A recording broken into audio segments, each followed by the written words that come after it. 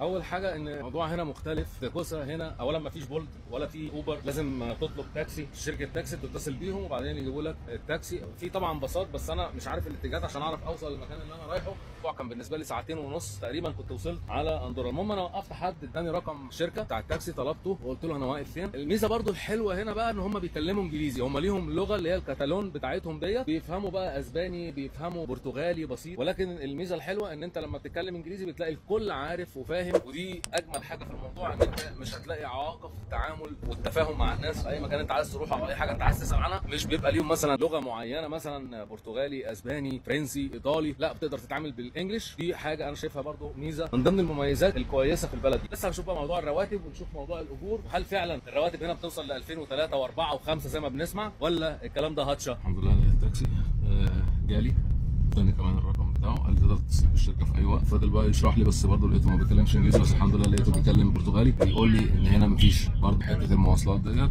ممكن ان انت البلد صغيره اصلا تقدر تمشيها. قلت له انا عشان معايا الشنطه على ظهري تقيله، فهي دي المشكله، لان فعلا البلد صغيره جدا تقدر ان انت تلفها من غير تاكسي ومن غير اي حاجه. اي نعم في باصات وفي حاجات متطرفه، ولكن احنا بنتكلم على السنتر، انت تقريبا مش محتاج تاكسي. ليه سينيور؟ Yo lo explico ahora.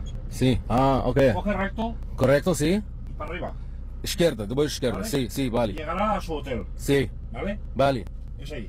اوكي اوبريجادو. اوكي. التاكسي كان يعني بصراحه راجل محترم جدا، وفي نفس الوقت برضه ايه بيقول لي انا مش هقدر اخش فكمل انت هنا. بقول له الناس هنا بتتكلم ايه، بيقول لي على معلومه لسه دلوقتي انا عارفها، اندورا فيها كم كبير جدا من البرتغاليين، فهتلاقي ناس كتير بتتكلم برتغالي.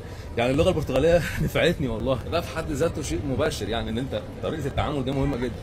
الشوارع هنا عامله ازاي، والمولات والبرفانات، وهنا برضه في حاجات اهيت ميك اب ومكياجات. لا البلد بصراحه يعني جميله، يعني بتدي كده ايحاء ان الدنيا شكلها حلوه وشغاله. وهنشوف البلد ديت، بس خلينا بقى نوصل الفندق. بعد ما نوصل الفندق ايه نكمل الجوله بتاعتنا. العروسه دي بتتباع بكام؟ بتتباع ب 52 و 53 و 54. مبدئيا دي اول حاجه طلعت صح، ان انا جبتها ب 41، يعني في خصم حوالي 15 يورو من غير الضريبه فعلا. فشكل الكلام بجد. واحنا مكمل ايه برياني بقى ايه بتاع زمان باكستاني. ثانك يو ماي فريند. بقى البرياني باكستاني، وهنساله دلوقتي نقول له على الرواتب كام وبتاخدوا كام، وهل ينفع احول فيزا السياحه. واحد شغال اهو في الحقيقه، ناس في مطعم حلال طبعا من الباكستانيين، هنعرف منهم الراتب كام وهنعرف منهم الحاجات دي بكام، الحد الادنى للاجور هنا في اندورا كام. خلينا بقى ناكل ونعرف منه شويه معلومات نفيد بيها الناس، معلومات حقيقيه، معلومات من ارض الواقع، ناس شغاله هنا. كمان اللي بحب اخد المعلومات بتاعتي من فم الاسد، يعني ايه مش هقابل حد ولا اشوف حد او اسمع حد، اجي واتاكد واشوف بنفسي ونشوف موضوع الضرايب ده بجد، وهل بياخد الراتب كله يحطه في جيبه، ولا زي عندنا في البرتغال وفي اسبانيا مثلا وفي دول اوروبا بيدفع ضريبه.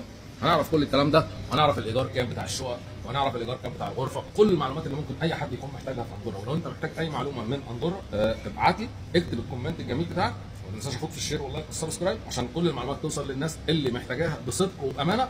وفي نفس الوقت هتلاقيني طالع برد عليك لو في حاجه انا ما قلتهاش، لكن لو قلتها يبقى انت بقى قلت ايه في الفيديوهات القديمه. الحمد لله احنا خلاص خلصنا اكل. خلينا بقى ايه نخش نساله. هاو ار يو؟ يو ار اوكي؟ واتس يور نيم؟ Sadat Siddiq. Where are you from? Pakistan. Pakistan. How many years you work here? 15 years. 15 years. Wow, too much. It's good. Yeah. You like Andorra? Yeah. Okay. If you want, I ask you because all people you tell me this salary for Andorra 3,000, 4,000, 5,000. 60,000 minimum. 15, 16. 15, 16? No. 100. Ah. If you want the average, if you want, I ask you for this average for this Andorra for this in the salary, how much? 1,600. 1,600. Yeah. Yeah. And you buy taxes or no? No. Only salary for you? Yeah. It's good. يعني بياخد 1600 يورو. الرينج هنا في الرواتب 1600 يورو. دي حاجه كويسه، ما بيدفعش ضرايب. You don't buy taxes, you don't buy seguranza, you don't... only for you. Yeah. Okay. And this is the average is a normal. Yes. This normal salary for Andorra. Yeah. Okay. خلينا برضه نسأله على السكن.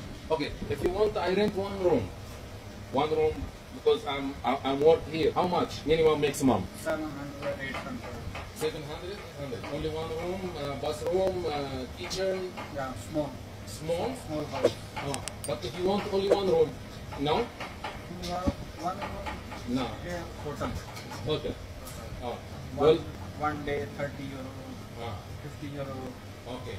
بيقول لك هنا لو عايز تأجر بس بتأجر ان انت ممكن تأجر في الهوتيل او في هوستل، بتأجر غرفة، ولكن دي بتكون سعرها مختلف، بيكون 50 يورو 40 يورو 60 يورو، ولكن لو انت عايز غرفة لوحدك بحمام ومطبخ بيقول لك بتبدأ من 600 700 800 على حسب الموقع وعلى حسب المكان. اوكي. Thank you so much. I make this in the YouTube and TikTok and Facebook. No problem. اوكي. Thank you so much.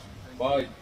ودلوقتي احنا خلصنا معاه وعاوزين نقول ادي اول معلومه ان احنا عرفناها. اللي عايز مطعم حلال في اندورا، ده مطعم واحد باكستاني بيعمل برياني وبيعمل كباب وبيعمل سندوتشات حلال وحاجات زي كده. لو انت مهتم وعاوز تاكل اكل حلال تعالى هنا وراك الجبال. شايفين شكل العماره اللي هو فيها؟